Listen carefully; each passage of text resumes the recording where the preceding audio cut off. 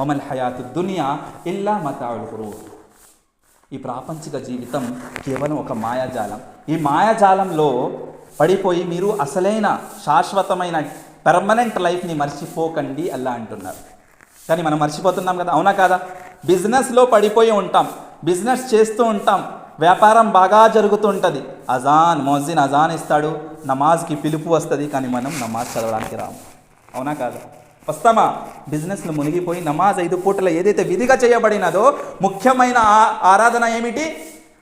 ముఖ్యమైన ప్రఖ్యాత చెందిన ఆరాధన ఏంటి? నమాజ్. ఆ నమాజ్ వేళలో మనం నమాజ్ పాటించకుండా అల్లాని మర్చిపోయి జీవితం గడుపుతాం. బిజినెస్లో మునిగిపోయి, ప్రాపంచిక విషయాల్లో మునిగిపోయి జీవితం గడుపుతాం. అందుకే అల్లా తాలా మన ప్రాపంచిక జీవితంలో కూడా మమ్మల్ని నష్టంలో ఉండేలా చేస్తాడు. ఆ ఆఖిరత్ రోజున, ప్రళయం రోజున కూడా మనం నష్టాల్లో ఉంటాము, నరకానికి పోతాము.